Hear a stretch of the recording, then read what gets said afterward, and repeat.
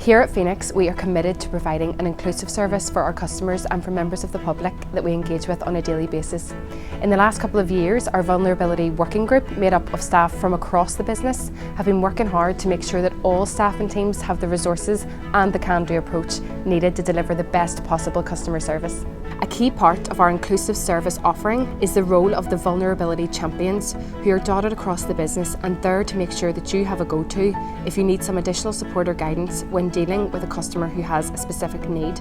So our Vulnerability Champions are Anne-Marie Scott, Lachlan Nally, Fra Kane, Andrew Clark and Michael McCollum. I'm Anne-Marie. I am a customer service analyst. I've worked at Phoenix for 3 years now. As part of my role, I complete trend analysis. And one thing we have noticed in the past 2 years or so is an increase in vulnerable customers contacting the company. We receive a vast amount of phone calls through the contact centre on a daily basis. This includes new customers, current customers and maybe customers ringing up about pay-as-you-go meter faults. So we do interact with a large amount of vulnerable customers on a weekly basis. Over the phone it is easier to identify vulnerabilities a customer may have and therefore flag it on our systems and act appropriately to these vulnerabilities. We do receive a large amount of emails, email correspondence from vulnerable customers and customers in general. However, it is harder to pinpoint those vulnerabilities via email. Recently, we have found that a lot more customers are volunteering information relating to their vulnerabilities.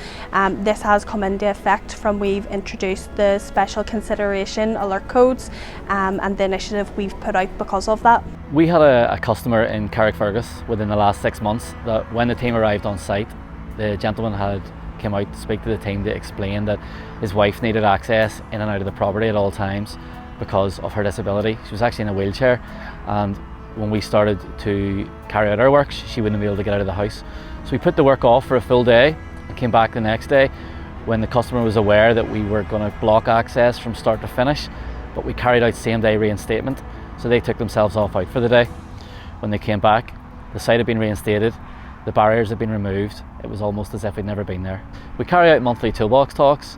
We explain to each individual staff member the importance of vulnerability and making sure that you assess each situation while out on site to make sure that every single customer is treated the way that they need to be. All staff are provided with training on the special consideration alert codes when they join Phoenix. This gives them the ability to pinpoint potential vulnerabilities at a property and record these vulnerabilities in a sensitive and confidential way, as we don't hold any personal information relating to the vulnerability. These codes range from customers who may need extra time, who have mobility issues, maybe hearing or vision impaired, and maybe customers where we have observed low awareness and potentially need extra help. I think it's important for everyone to realise, whether your job is customer facing or not, the sign Consider Adjust can absolutely benefit everybody within the business at some time or another. All our staff have been trained that if they are dealing with a vulnerable customer who needs more time, to hold up their special consideration alert card. This notifies the team leaders and the supervisors that this agent needs additional time to deal with this customer. If something doesn't feel right with you, trust your instinct. There's lots of different people throughout the business that are vulnerability champions that can help. Take a step back, talk to somebody else, make the right decision. If any staff need any additional support or advice in this area, they can find more information on the vulnerability section on the internet. Alternatively, you can speak to one of the vulnerability champions, myself, Francis Kane, Lachlan Nally, Andrew Clark or Michael McCollum.